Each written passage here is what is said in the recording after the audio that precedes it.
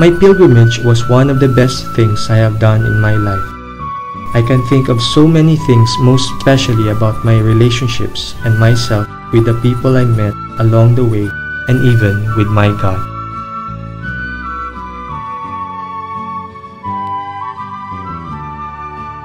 I've learned that preparation means a lot. Not just planning, but knowing what you will go through. Preparing for the pilgrimage, I exercised and jogged every day. It made a difference. I did not have much pain and swelling compared with my companions. In life, we need to be prepared all the time for the unexpected. We can't just sit around and wait. We can always do something.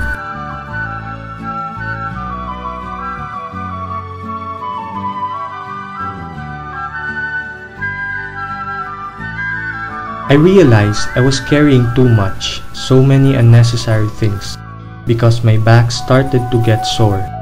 In life, we need to let go of inessentials. Life can be lived more simply, but still joyfully. Asking people to allow us to sleep in their place was as humbling as asking for food and water. I really felt like I was nothing before them, especially when they stared at me for a long time. This must be how beggars feel every time they raise their hands and beg.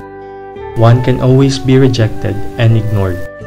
However, I have never been so grateful as I was every time a person gave me water and food or allowed me to spend the night in their place. Looking back on my life, I think I have been so wonderfully and excessively blessed by God, and I want to live this life in gratitude to God for all His goodness to me and the people around me. Although I spent the first 2 days with Etu, on the rest of the way I was on my own. I realized we can sometimes be too dependent on people and need to work things out on our own. Being alone allowed me to take responsibility for myself. What was difficult was knowing that I was so dependent on people, having to ask for food and water and also shelter at night. I have difficulty asking for help, but during the pilgrimage I had no choice but to ask for it, or else I'd starve and thirst.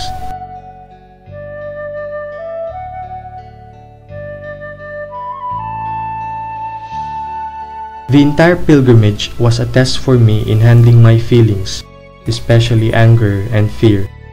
There were times when I really felt angry and disappointed, especially when I had high expectations, such as the 2 occasions when my request to spend the night in or even outside a church.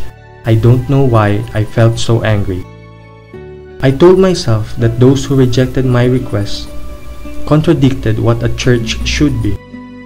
Fear was another thing I had to struggle with.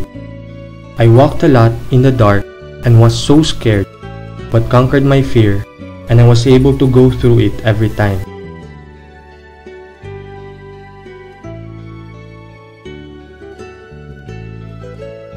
I've learned that I can often make quick and harsh judgments of people based on some past experiences or on what people say. Unconsciously, I have already created an image of what this person is like, hindering me from really experiencing and relating to that person. The road seemed endless and infinite. You can easily be discouraged on pilgrimage.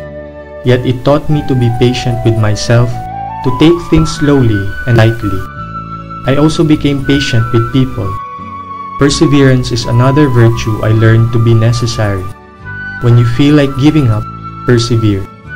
Crises or struggles are opportunities for change. I also became more optimistic and saw the better side of things and hoped that they would turn out right.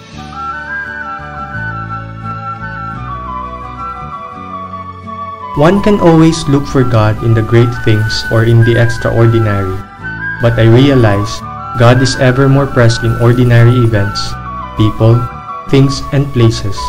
One just needs to be more attentive, silent, and discerning.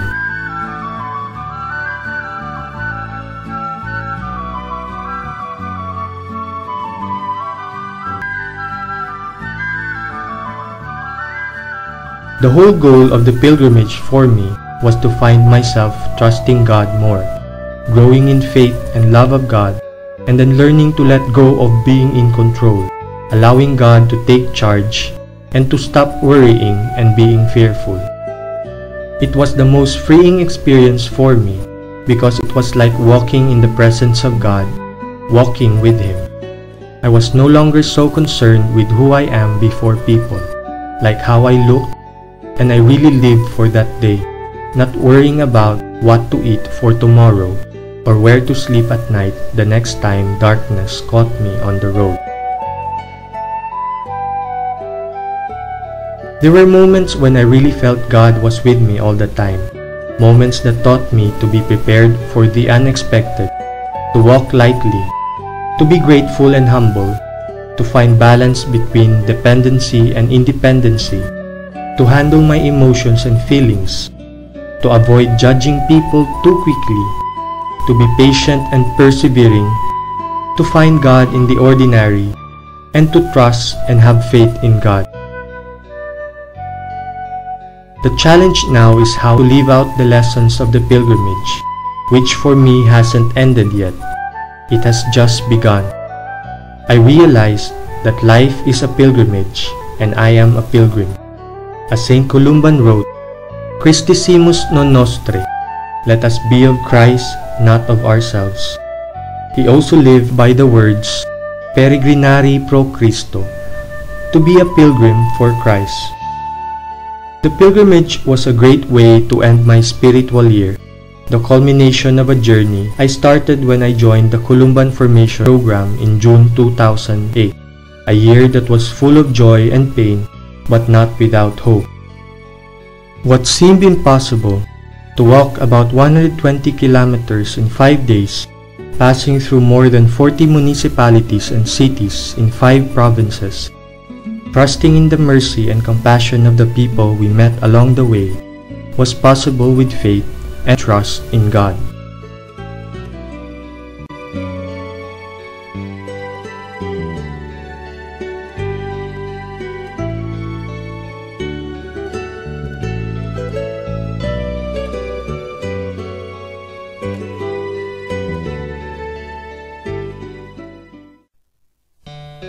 The road to Agoo.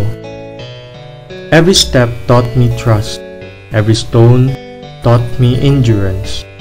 Every rejection taught me humility. Every person I met taught me kindness. Every moment taught me gratitude. Every drop of water taught me to cherish the little things. Every crumb of food taught me to be grateful for so many things.